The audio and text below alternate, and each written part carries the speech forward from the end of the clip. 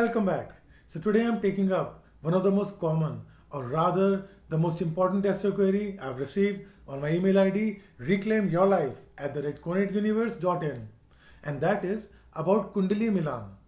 आज हम ये जानेंगे कि शादी से पहले जब दो कुंडलियां मैच की जाती हैं तो एक अच्छे कुंडली मिलान या कहिए कि अच्छी गुण मैचिंग के बावजूद भी सेपरेशंस कैसे हो जाते हैं.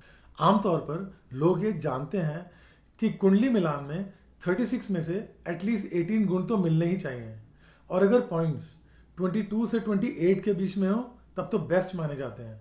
पर ये कई बार देखा गया है कि 24 या 27 गुण मिलने पर भी सेपरेशंस हो जाते हैं, जबकि सिर्फ 9 या 10 गुण मिलने पर मैरिजेस चल भी जाती हैं. ये जानने के लिए आपको ये समझना जरूरी है कि कुंडली मिलान का बेस क्या है. How do we calculate this points? And you will be really surprise to know that we consider moon and moon only while calculating कुंडली मिलान पॉइंट्स. जी हाँ, जब दो कुंडलियां मैच की जाती हैं तब दोनों कुंडलियों के सिर्फ चंद्रमा को ही कंसिडर किया जाता है. सूर्य, राहु, केतु या प्लैनेट्स को बिल्कुल भी कंसिडर नहीं किया जाता. अब सवाल ये उठता है कि चंद्रमा ही क्यों? क्योंकि चंद्रमा आपके मन का कारक होता है, आपके इमोशंस का, आपके मूड का कारक. आपने देखा होगा कि कभी आपने अपने हस्बैंड से बोला या अपने पार्टनर से बोला कि चलो कहीं घूमने चलते हैं, और उन्होंने कहा कि मैं भी यही सोच रहा था. या कभी आपने अपनी वाइफ से बोला कि चलो मूवी देखने चलते हैं, और उन्होंने कहा कि मैं भी सुबह से यही सोच रही थी. इट मीन्स कि गुण मैचिंग अच्छी है क्योंकि दोनों लोगों के चंद्रमा कंपैटिबल होने की वजह से एक जैसे भाव आ रहे हैं. और सिर्फ आपके इमोशंस का ही नहीं, the moon is also responsible for your energy levels. As in some days you may feel really tired and lost for no reason and you don't want to work.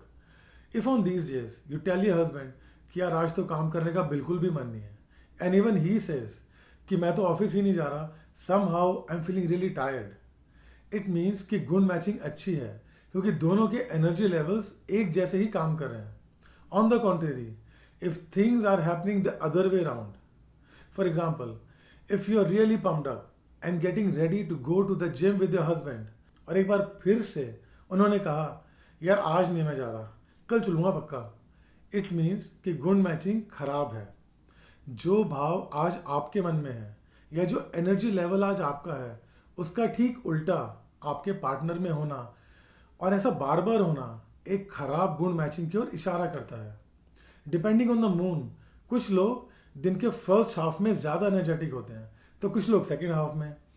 कुछ लोग शुक्ल पक्ष में जब चंद्रमा आकाश में धीरे धीरे पूर्णिमा की ओर जा रहा होता है तब ज्यादा एनर्जी फील करते हैं, जबकि कुछ लोग कृष्ण पक्ष में जब चंद्रमा छोटा होते हुए अमावस की ओर आ रहा होता है तब ज्यादा एनर्जेटिक रहते हैं. So moon and moon only is most important for any relationship because all relationships involves feelings and energy, and moon is responsible for all of them except intelligence.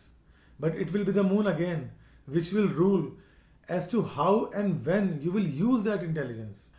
So in simple words, a good Kundli Milan only reflects the compatibility in your thoughts, your mood, peace of mind, stress levels, all the feelings we have, be it jealousy and hatred or kindness, and above all, love. I'll conclude this in my next video, where we'll know as to how Sun, Rahu, Ketu and other planets can totally destroy a good matching marriage and vice versa. Vaibhav Bhatnagar, your astrologer, Astrology Explained. Jai Hind.